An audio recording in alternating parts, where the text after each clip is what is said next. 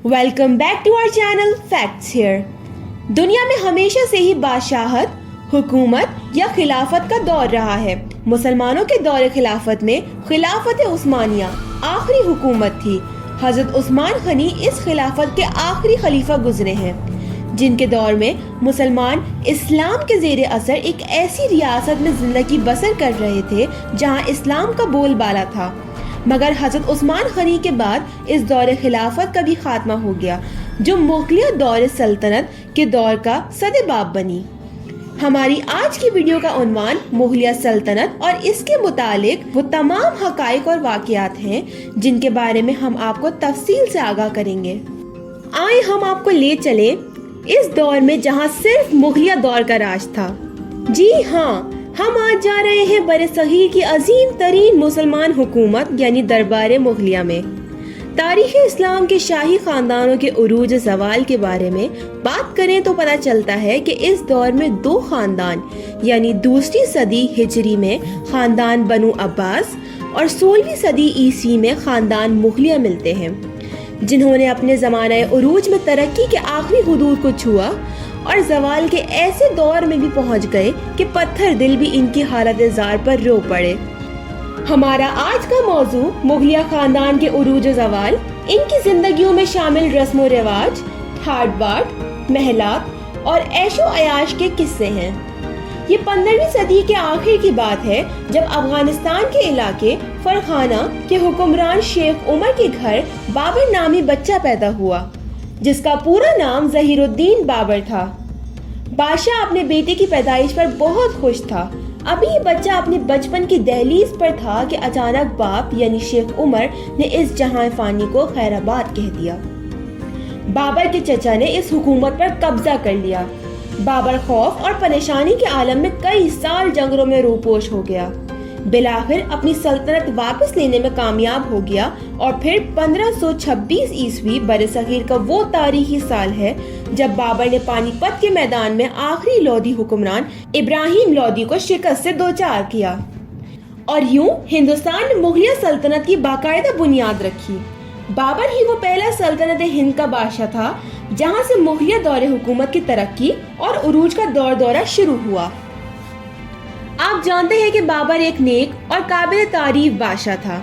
एक इंटरेस्टिंग वाकया जो बाबर से जुड़ा है वो ये कि एक दफा दौरान जंग जब बाबर को शिकस्त नजर आती महसूस हुई तो इसने अल्लाह के आगे सजदा ज़ेर होकर फतह की दुआ की और अल्लाह से वादा किया कि वो शराब नोशी को हमेशा के लिए तर्क कर देगा।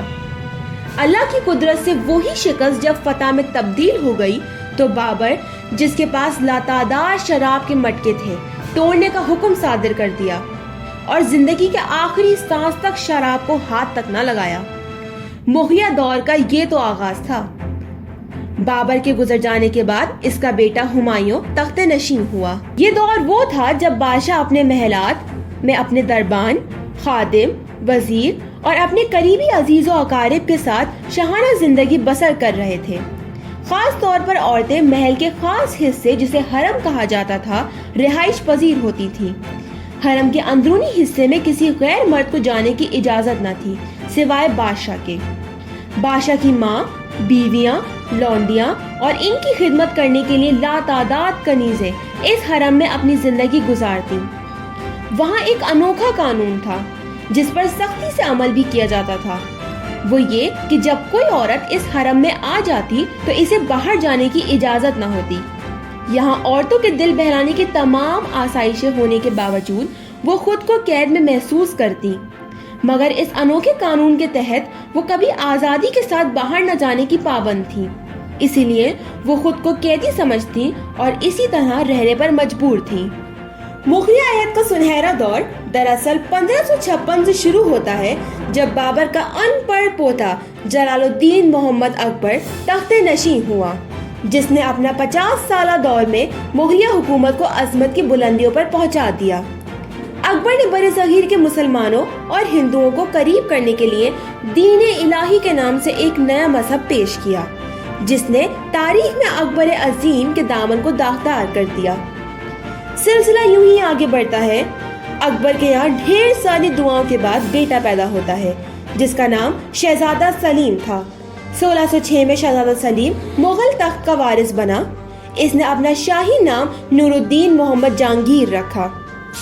नाज़रीन, यहाँ आपको एक दिलचस्प तारीखी हकीकत से आशना करना जरूरी है कि जहांगीर ही वो बादशाह है जिसने मंगल और बुध के दिन गोश्त का नागा मुकर्रर किया, जो कि आज तक नाफिज है। अब जिक्र करते हैं एक ऐसे मुगलिया हुकूमत के बादशाह का जिसके जिक्र के बगैर मुगलिया दौरे हुकूमत का तज़किरा करना अधूरा है। जी हाँ, मशहूर ज़माना बादशाह जहांगीर का सहूद शहजादा खुर्रम, जिसने अपना शाही नाम शहाबुद्दीन मोहम्मद शाहजहां रखा।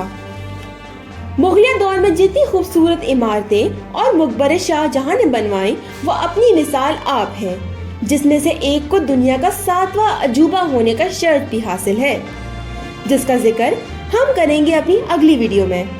मज़ीद मालूमात और दिलचस्प फैक्ट्स को जानने के लिए हमारे चैनल से बने रहिए।